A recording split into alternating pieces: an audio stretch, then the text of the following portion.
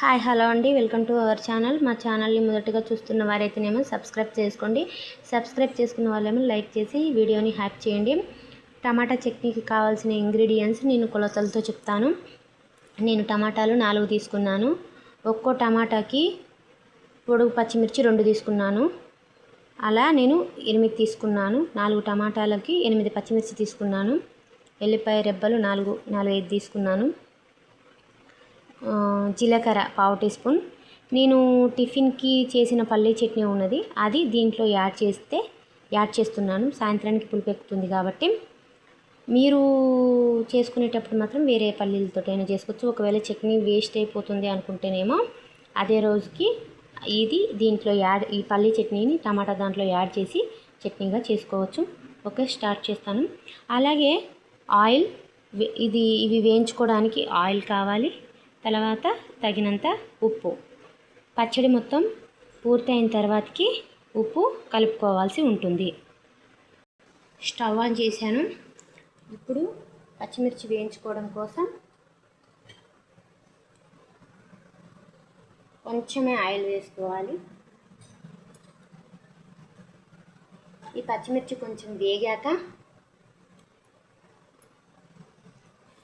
వెల్లిపాయలు, జీలకర్ర వేసుకొని పచ్చిమిర్చితోటి వేపుకోవాలి. కారం ఎక్కువ తినే వాళ్ళైతేనేమో పచ్చిమిర్చి ఎక్కువ వేసుకోండి. కారం మీడియంలో అనుకునే వాళ్ళేమో నేను చెప్పిన మోతాదుల్లో పచ్చిమిర్చి వేసుకోండి.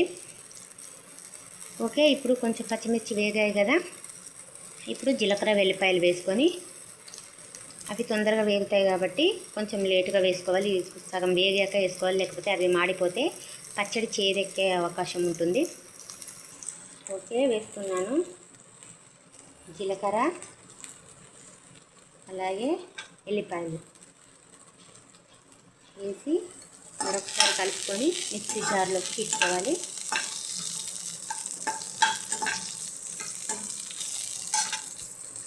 ఓకే, మిక్సీ జార్లో వేసేసాను.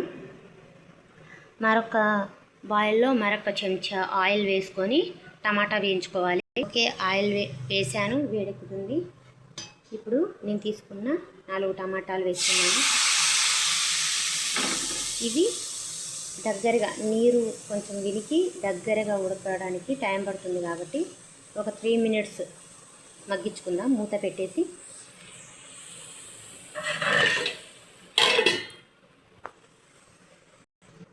టమాటా ఉడికిందో లేదో చూద్దాం. ఓకే, టమాటా ఉడికేసింది. స్టవ్ ఆఫ్ చేస్తున్నాను. ఇది కొంచెం చల్లార్చిన తర్వాత మిక్సీ జార్లో వేసుకొని మిక్సీ పట్టుకోవాలి. బరకగా కావాలనుకున్న వాళ్ళు బరకగా, మెత్తగా కావాలనుకున్న వాళ్ళు మెత్తగా పట్టుకోవాలి. నేనైతే మధ్యస్థంగా పట్టుకుంటాను, మీ ఇష్టం అది. ఒకవేళ పచ్చడి కారం ఉంటే కనుక కొంచెం చింతపండు రెమ్మ కంపల్సరీగా వేసుకోండి. ఓకే, మిక్సీ జార్లో టమాటా వేసాను. అలాగే కొంచెం ఉప్పు వేసుకోవాలి. వేసుకొని నేను చేసుకున్న చట్నీ దాంట్లో వేసుకుంటున్నాను. వేసుకొని ఒకటి మీద పెట్టి పట్టుకోవాలి. ఓకే అండి, చట్నీ అయితే తయారైపోయింది. ఈ చట్నీని ఉప్మాలోకి, చపాతీలోకి, దోశలోకి, వేడి వేడి అన్నంలోకి తింటే చాలా బాగుంటుంది. తల్లిదండ్రులకు బాగాలేకపోతే పిల్లలు చేసి పెట్టచ్చు. అలాగే గారాబంగా పెరిగిన పిల్లలైనా కానీ, అలాగే బ్యాచిలర్స్ అయినా కానీ చేసుకొని తినాలి అనే ఉద్దేశంతో నేను ఈ రెసిపీ ఉన్న ఈ వీడియోని నేను ఎక్స్ప్లెయిన్ చేయడం జరిగింది. ఓకే ఫ్రెండ్స్, వీడియో నచ్చితే లైక్ అండ్ సబ్స్క్రైబ్ చేయండి. మీరు లైక్ అండ్ సబ్స్క్రైబ్ చేయడం వల్ల ఈ వీడియో అనేది మరికొందరు చూసి నేర్చుకునే అవకాశం ఉంటుంది. Bye friends. నాకు ఈ ఆపర్చునిటీ ఇచ్చిన యూట్యూబ్ యాజమాన్యానికి థ్యాంక్ యూ వెరీ మచ్.